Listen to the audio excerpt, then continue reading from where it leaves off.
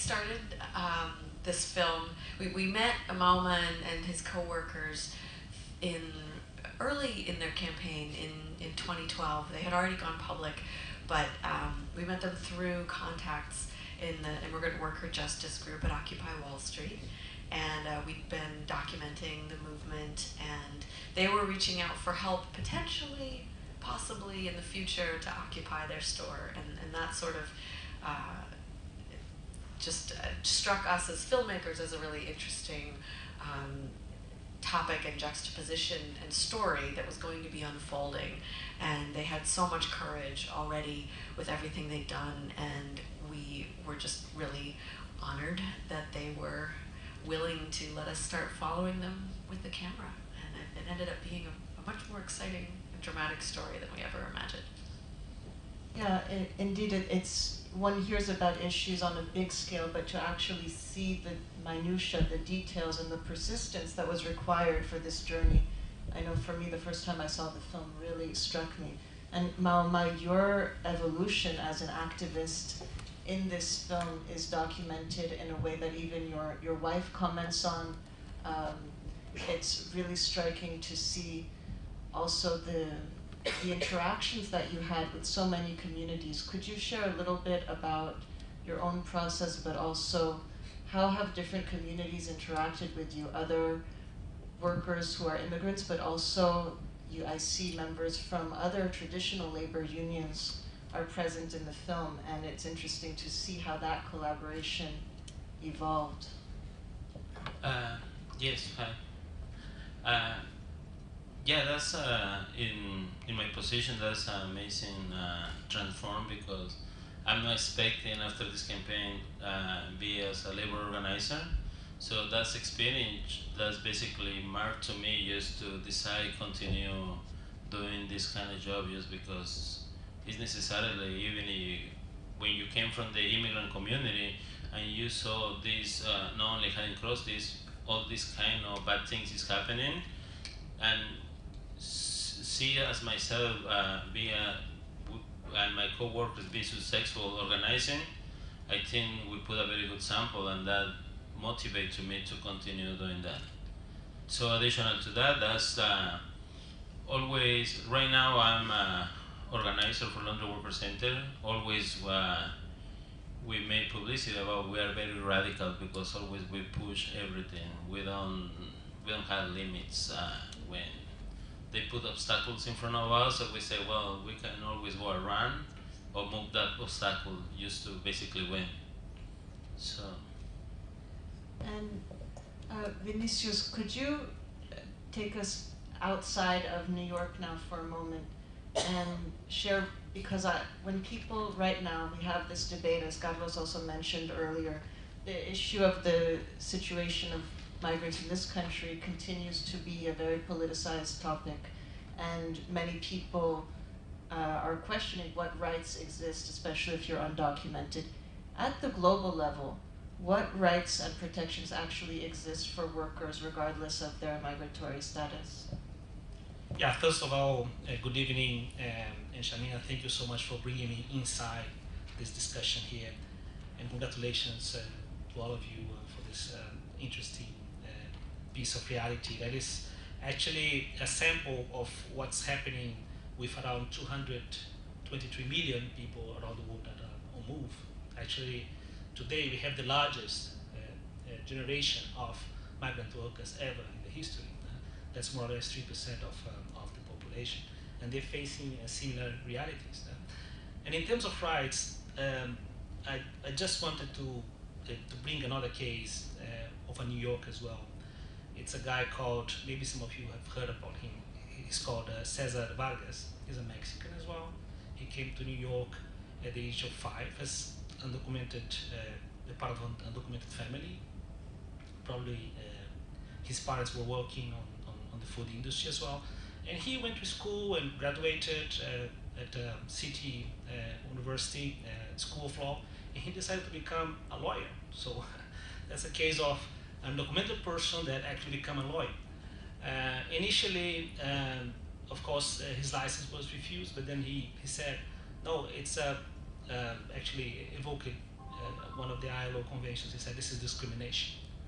And after like 2 years of processes and waiting, he actually was granted the license. So he's the case of an undocumented person that has become a lawyer, and maybe he'll become a judge at some point. And that tells a lot about what are the types of rights that undocumented workers they have. Because one thing is let's say the migration law, the immigration law. Another thing is the labor law and the human rights. And these things are not exactly together.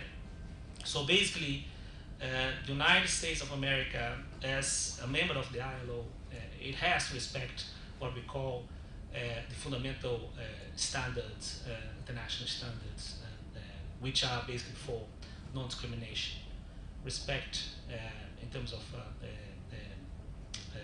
freedom of association and collective bargaining, no to child labor, and no to forced labor. At least these four international labor standards, they should be respected everywhere, even if the country is not like a signatory, has not adopted the convention.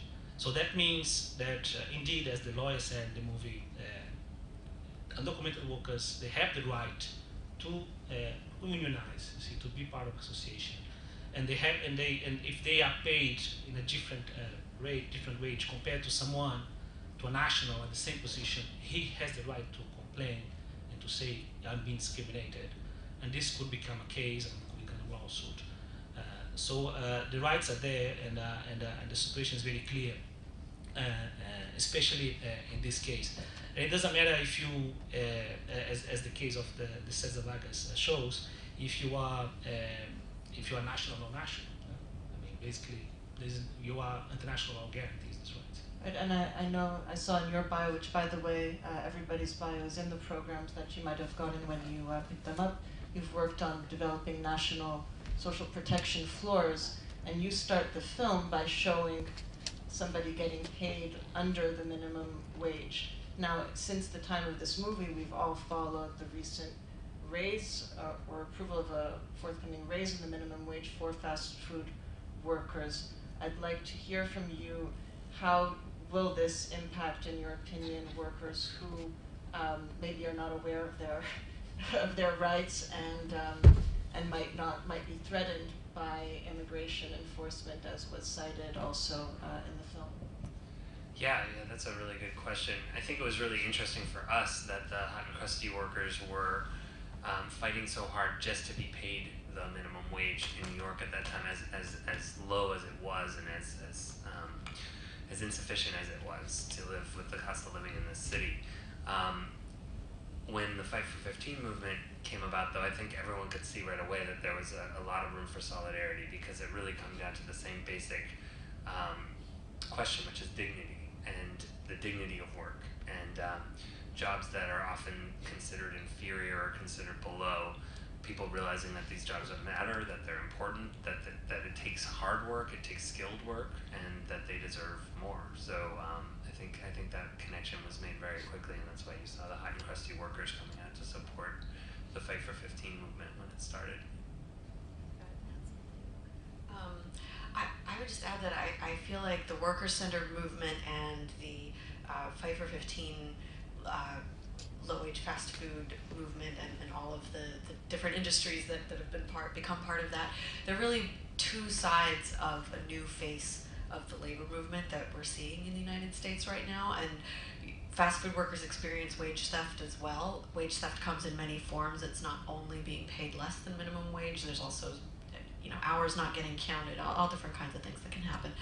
But I think that in response to the low-wage economy that is trapping more and more people for different reasons, from different walks of life, from migrants to people who are U.S. citizens, we've had a rise of resistance to that. And I think the worker center movement has been building over the last 10 to 15 years, and this new union-backed movement for the minimum wage policy changes is, it's just going to be really interesting to see where things go between those two. between those two, because it's really changed the conversation on low-wage labor in this country in the past couple of years. And Mama, you come from Mexico. As you might know, this series, even though it's not limited to US-Mexico issues, that was sort of the center of it, because as border countries, we think it's important, and many of your colleagues also featured in the film are also from Mexico and mention, well, you know, in Mexico maybe you're earning $6 a day, and maybe people didn't have union experience in Mexico. I'm curious, as from your experience, do you perceive that some of these experiences might have an impact on workers in Mexico who are confronting a system that is also exploitative? This experience, my experience? Yes, if you think that when you speak to your friends and family back in Mexico, do you think that this sort of organizing experience, do you feel like there is a connection or an influence in Mexico itself, or that there could be? That's a little difficult because basically I don't share this experience too much, because basically the criminal situation in Mexico is like you start talking about this, of course you head right away they put price to your head. You know the liberty just basically to organize the way you do here. So you start basically mobilizing people just against the system, right away you're gonna be dead. You know, similar to Colombia, when the Coca-Cola company started sending killers just basically to kill the organizers, and other different countries. Right now it's very difficult. Even every time we won any campaign, we never share any information with the press in Mexico, because basically they think we are making our money. You know, sometimes they try to kidnapping your family or members of your family. For me, I have my family, but I never share anything. So always I'm very careful to talk about it, also in telephone, just because the situation. So it's really hard. It's like, it's really we inspiring them, but it's something we don't talk too much. Well, thank you for sharing that. And then my last question before we open the floor. Vinicius, Mauma mentioned a factor which is not unique to Mexico, which is that in so many areas there are serious threats to organizing. As the ILO, you have these conventions and these laws that can be a good support, but if people are intimidated from accessing them, what recourse is there, and how do you expect people to take advantage of those protection force? Yeah, absolutely. I mean, there is an indicator that we monitor very seriously, which is violence against trade unionists. Even now, we are discussing the Sustainable Development Goals that was just adopted by the UN. One of the core indicators is exactly this one: how trade unionists are, if they were victims of violence and threats. So we are monitoring very closely this indicator and supporting the institutions to report on these threats. But let me go back to your point that I think it's very important on wages and collective bargaining. Because if you look at what happened to wages, in particular after the crisis, it's totally stagnation. In some cases, even a decrease. And if you look at the relationship between, and not only the US and Europe and in developed countries, relationship between wages and productivity, there's a great disconnect. Wages like this, productivity goes up. And this is kind of one of the great disconnections of our time. And there are two ways to address it. One is collective bargaining, strengthening organization, as the thing, organize or be devolved, right? But the US is not doing very well on that. In the 60s, the so-called unionization rate was like 35%, now it's 12. And the second is minimum wages, which is like institutional. Is the most effective way to fight inequalities is now in the US by increasing minimum wages. And I think a lot of people realize that, and that's why this is a very important flag to be pushed forward. Thank you. We'd love to hear from you, whether questions, comments, ideas, feedback. Would anyone like to share? Just raise your hand. Okay, we have a, sir?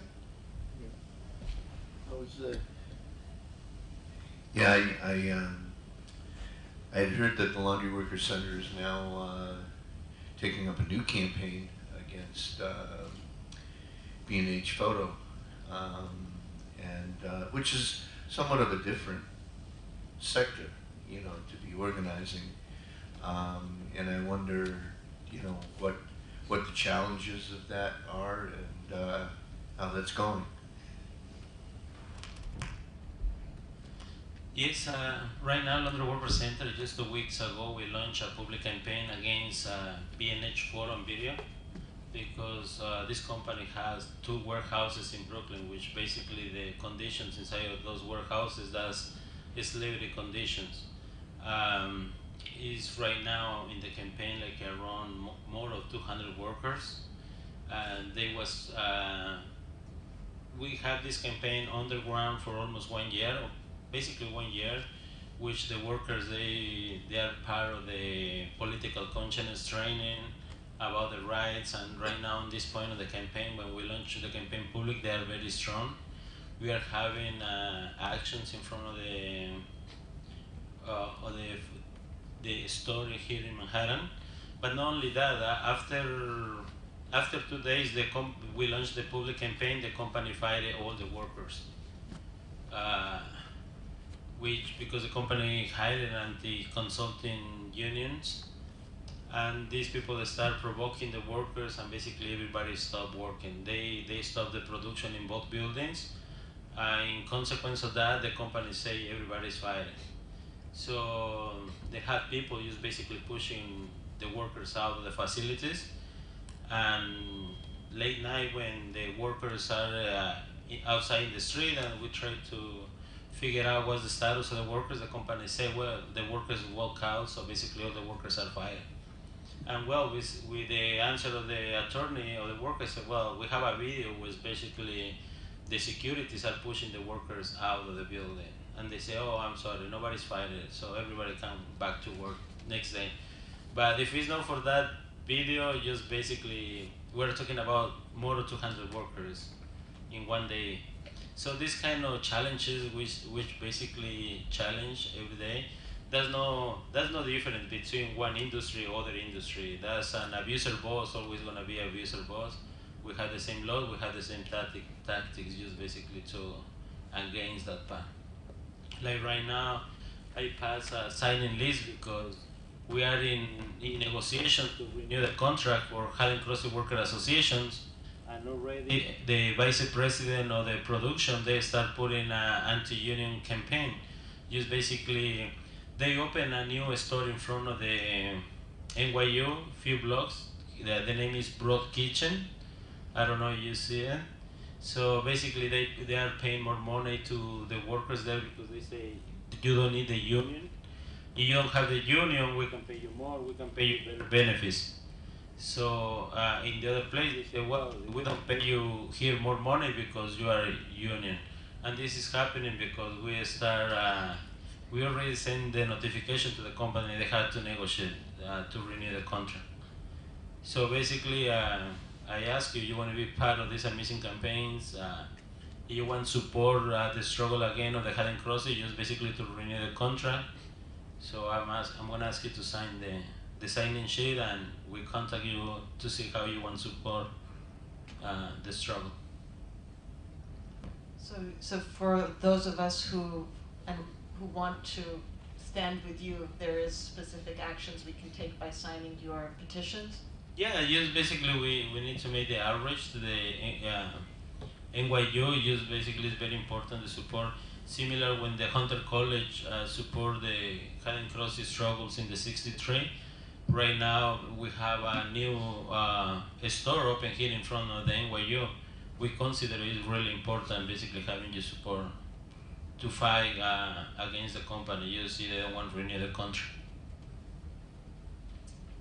Hey, my name's Robert. On that note, Virgilio actually asked me to come down and make an announcement because I'm with a group called the Student Labor Action Movement, which is the student labor solidarity organization at NYU that is going to be helping to organize and mobilize support over at Broad Kitchen. So, you know, if students can organize themselves, that means workers can spend more time at the worksite organizing workers and not trying to deal with students. So we also have a sign-in sheet, especially if you're a student or faculty member. And the other thing is we're working on a campaign to demand that NYU pay its student workers $15 and deal with student debt, just because NYU is not paying us enough to get by, and the governor is introducing legislation soon that will make $15 across the state, but NYU is going to try and say student workers aren't actually workers, they're students, we don't have to pay them $15, and we want to end this sort of exploitation of the lowest standard to drive wages down everywhere else. So, is anyone here a student? Cool, I'm going to make sure you all sign in then. One thing that the film also shows is the different reactions of passersby on the street. I thought you captured that very well. Some people who seem interested but a little scared, other people who are outright against your efforts. How would you find the climate today for organizing?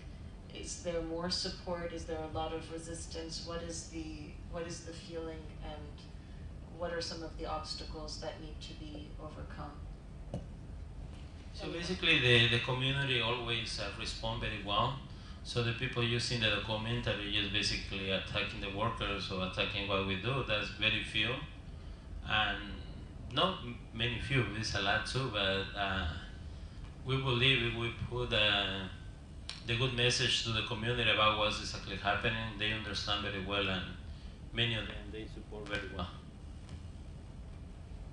Yeah, I would say that the climate in the whole country around labor has been changing over the course of making this film. I mean, in the beginning, we were very concerned about how we were going to talk about unions, because we were worried that everyone would, you know, so many young people just didn't understand what unions were for and thought they were outdated or clunky or something from the past.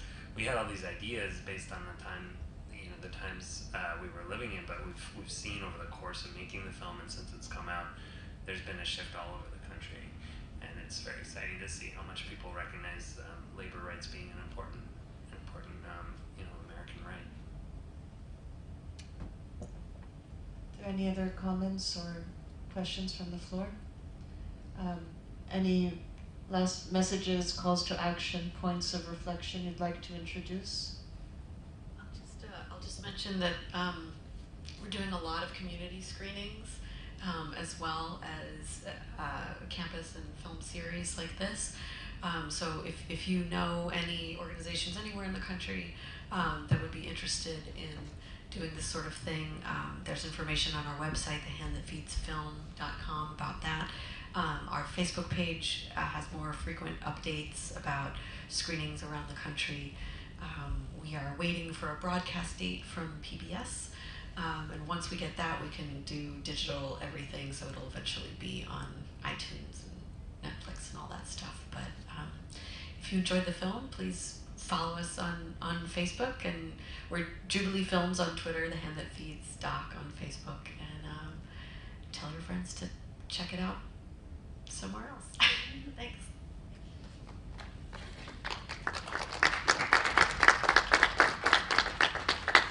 Yeah, perhaps a last reflection on the way labor movement mobilize.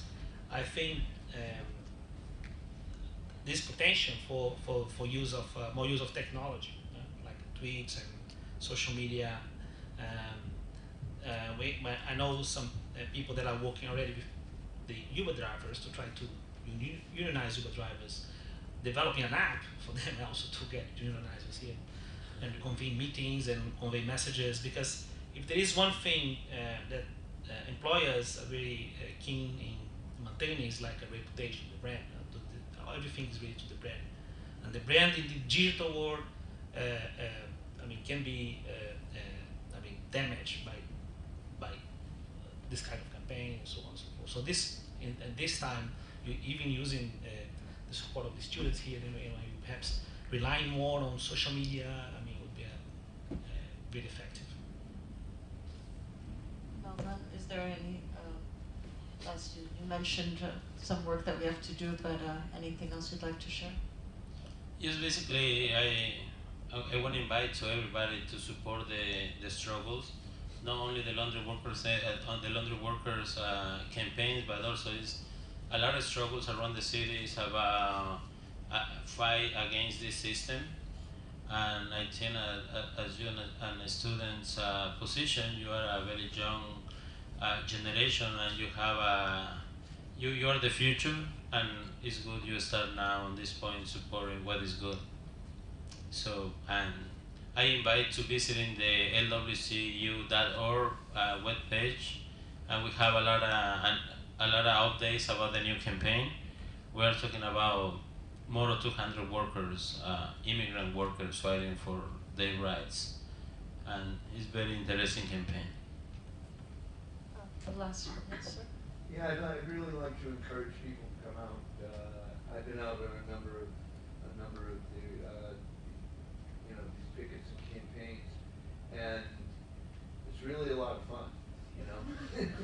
I mean, and not only are you working for a better world, but really, really having a good time with some great people doing it. So I'd really like to encourage everybody to come on out. Thank you. Thank you for joining us, and big hand, I think, for everyone.